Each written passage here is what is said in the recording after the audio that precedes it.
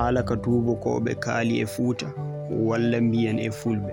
Seedantagal ngal ɓe ceedi ina jeeya heen biyeteeɗo Ly Faidherbe. O woni no gouverneur Sénégal wonko haali e Fuuta. O wi e ɗin leƴƴi ɗi jiimandi fawi junngo mum ina waɗi heen leñol gotol ngol jaɓata jiimandi men. Ete kadi ngol ɗon leñol e ngol yaaji e wertago leydi ɗo jiimandi men woni. Nden noon koko jojji koko waɗɗi ngam godagal men e Afrique wawa laatade mbawen dañde sago men.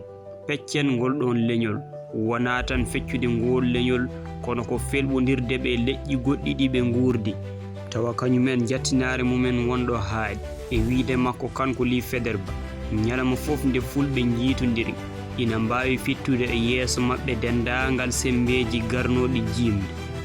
Gouverneur uji men koko poti darade tittina darde mumen e fodde mumen sabu ɗum ko fodde gendire.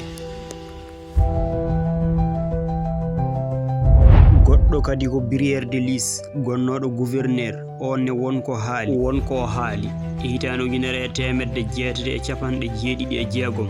Briere de Lis ne windino o wi alay sago daroɗen jattinoɗen caloɗen jiitodiral e mahtogol ngal ɗo kawtal ngal waajotoɓe daraniɓe jihaade ha e ɓeɓe ganduɗa ko annabaɓe ɓe gonɗani tawa ko ɗon woni nokku maɓɓe gadoraɗo ko fodde kadi koko waɗɗi firtude ɗum sabu ɗum ɗon ko bonande ko boomare duumide fonde wattorede ngam mbawen fawde jungo men e maayo ngo.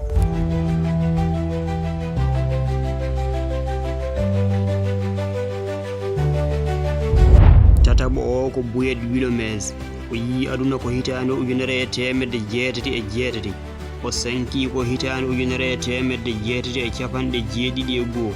o woni no gouverneur Afrique bange hirnage wonko haali e Fuuta.